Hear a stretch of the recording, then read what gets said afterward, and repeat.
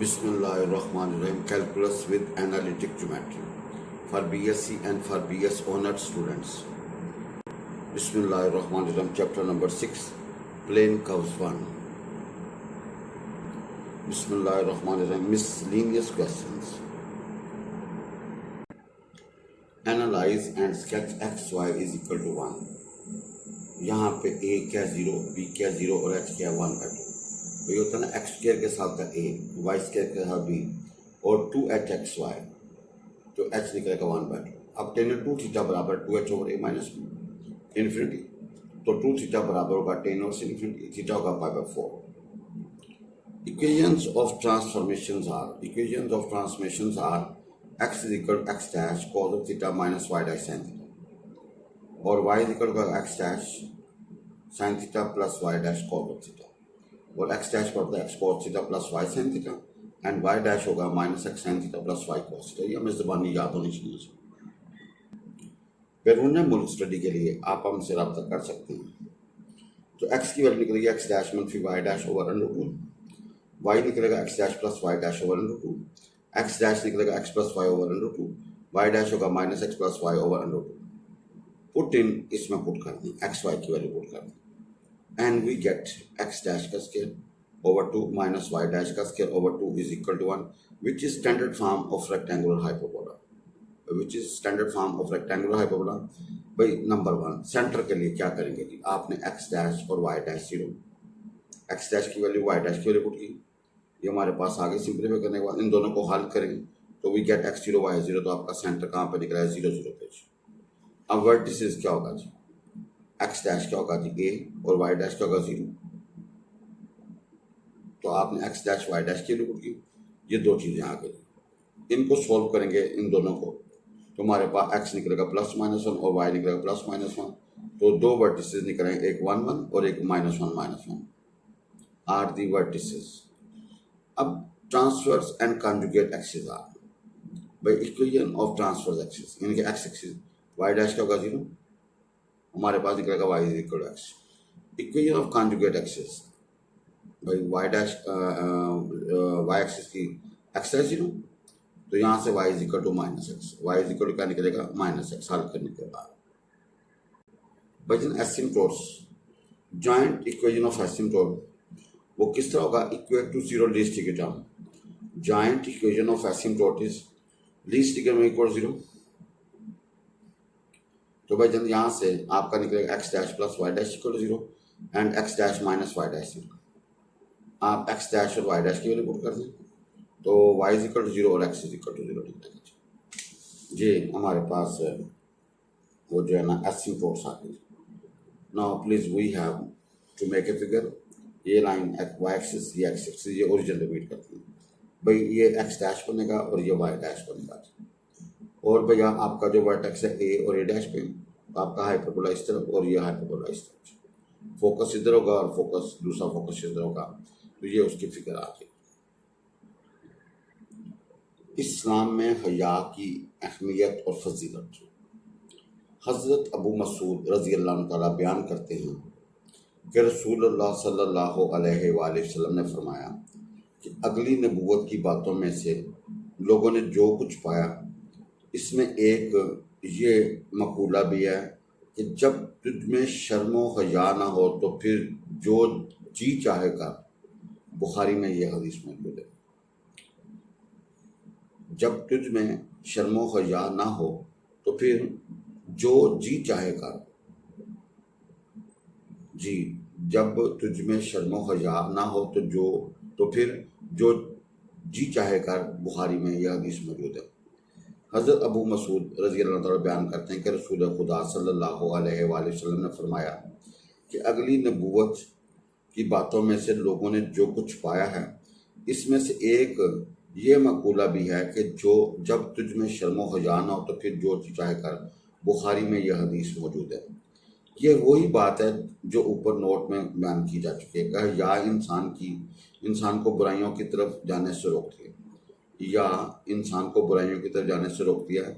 लिहाजा जब हया ही ख़त्म हो जाए तो फिर इंसान इस बात के लिए आज़ाद हो जाता है जो गुनाह भी इसके बस में इसका इर्तिकाब कर गुजरे. حیا اس کی زبان اور اس دوسرے اعضاء جسم سب کو قابو میں رکھتی ہے اور انہیں کسی ایسے کام کی اجازت نہیں دیتی جس پر لفظ گناہ یا برائی کا اطلاق ہو سکے۔ اس کے برعکس جس کے دل سے حیا نکل جاتی ہے اس کے لیے بد لحاظی سے لے کر بدکاری تک ہر قسم کے گناہ اور ہر نوعیت کی خرابی کے دروازے کھل جاتے ہیں۔ حالات ہی اسے کسی گناہ کا ارتکاب کرنے کی اجازت نہ دیں تو علیحدہ بات ہے، ورنہ اس کی راہ میں کوئی حقیقی رکاوٹ موجود نہیں ہوتی۔ وہ کسی وقت بھی کسی گنونے گناہ کا ارتکاب کر سکتا ہے۔ حضرت ابو ہریرہ رضی اللہ عنہ بیان کرتے ہیں کہ رسول خدا صلی اللہ علیہ وآلہ وسلم نے فرمایا کہ ایمان کے درخت کے ساتھ کی 60 سے کچھ اوپر شاخیں ہیں اور حیا بھی ایمان کی ایک شاخ ہے۔ نبی کریم صلی اللہ علیہ وآلہ وسلم نے فرمایا ایمان کے درخت کی 60 سے کچھ اوپر شاخیں ہیں۔ ایمان کے درخت کی 60 سے کچھ اوپر شاخیں ہیں اور حیا بھی ایمان کی ایک شاخ ہے۔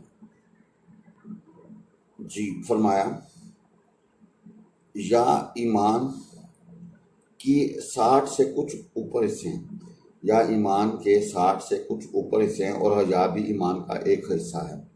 بخاری شریف میں یہ حدیث موجود ہے۔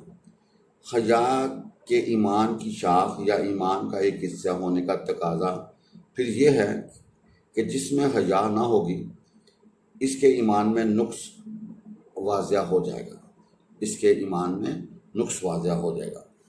حضرت عبداللہ بن عمر رضی اللہ عنہ تعالیٰ بیان کرتے ہیں کہ رسول خدا صلی اللہ علیہ وسلم کا گزر ایک شخص پر ہوا جو اپنے بھائی کو حیا کے بارے میں نصیحت کر رہا تھا اور اسے سمجھا رہا تھا کہ تم بہت زیادہ حیا کرتے ہو، اتنی نہیں کرنی چاہیے۔ تو رسول خدا صلی اللہ علیہ وسلم نے اسے اس نصیحت کرنے والے سے فرمایا کہ اسے چھوڑ دے، یعنی اسے حیا چھوڑنے کی نصیحت نہ کر، کیونکہ حیا تو ایمان کا ایک جز ہے یا ایمان کا پھل ہے۔ موطا امام مالک میں یہ حدیث موجود ہے۔ حضرت عبداللہ بن عمر رضی اللہ عنہ بیان کرتے ہیں رسول خدا صلی اللہ علیہ وسلم کا گزر ایک شخص پر ہوا جو اپنے بھائی کو حیا کے بارے میں نصیحت کر رہا تھا اور اسے سمجھا رہا تھا کہ تم بہت زیادہ حیا کرتے ہو، اتنی نہیں کرنی چاہیے۔ تو رسول خدا صلی اللہ علیہ وسلم نے اسے اس نصیحت کرنے والے سے فرمایا کہ اسے چھوڑ دے، یعنی اسے حیا چھوڑنے کی یہ نصیحت نہ کر، کیونکہ حیا تو ایمان کا ایک جز ہے یا ایمان کا پھل ہے۔ حیا دار انسان تشریح یوں ہے، حیا دار انسان چونکہ دوسروں کا لحاظ کرنے والا ہوتا ہے، اس لیے کبھی یوں بھی ہوتا ہے کہ لحاظ میں وہ شاطر لوگوں سے نقصان بھی اٹھاتا ہے۔ بظاہر یہی محسوس ہوتا ہے کہ کوئی ایسا ہی لحاظ کرنے والا باحیا انسان تھا جسے اس کا بھائی ہمدردی کا باعث نصیحت کر رہا تھا کہ اتنی حیا نہ کیا کرو جو نقصان دہ ہو، جس پر حضور صلی اللہ علیہ وسلم اسے چھوڑ دو، کیونکہ حیا تو ایمان کا ایک جز ہے۔ اور حقیقت یہ ہے کہ حیا سے اگر کبھی کبھار کوئی تھوڑا بہت نقصان پہنچ جاتا ہے تو اس کے مقابلے میں اس کے فوائد بہت زیادہ ہیں۔ اس حدیث کی تشریح ایک جگہ یوں بھی کی گئی ہے، وہ شخص جسے اس کا بھائی حیا کے بارے میں نصیحت کر رہا تھا ایماندار نہیں تھا اور اس کا بھائی اسے حیا اختیار کرنے کی نصیحت کر رہا تھا۔ اس پر حضور نبی کریم صلی اللہ علیہ وسلم اسے چھوڑ دے، کیونکہ حیا تو ایمان کا جز ہے، یعنی اگر یہ ایماندار ہی نہیں ہے تو حیا کیسے اختیار کرے گا۔ اصل میں اس حدیث میں جو الفاظ استعمال ہوئے ہیں ان میں اتنی عمومیت ہے کہ یہ دونوں مطالب نکل سکتے ہیں، واللہ عالم۔ یہاں اس حدیث کو بیان کرنے سے جو اصل مقصد ہے وہ واضح کرنا ہے کہ حضور نبی کریم صلی اللہ علیہ وسلم نے حیا کو ایمان کا جز قرار دیا۔ حیا کے ایمان کا جز ہونے کا مطلب یہ بتایا جاتا ہے کہ حیا ایمان اور حیا ایک ہی طرح کے نتائج پیدا کرتے ہیں، یعنی یہ ایمان بھی برائیوں سے روکتا ہے اور حیا بھی ان برائیوں سے روکتی ہے، لہذا حیا ایمان کا ایک حصہ ہے۔ اللہ تعالی ہم سب کو ہدایت والی، ایمان والی اور تندرستی صحت والی زندگی دو، اور اللہ ہم سب کو ریاکاری سمجھائے۔ کفارہ مجلس کی دعا پڑھ لیں۔ سبحانک اللہم و بحمدک، اشہد ان لا الہ الا انت، استغفرک و اتوب الیک۔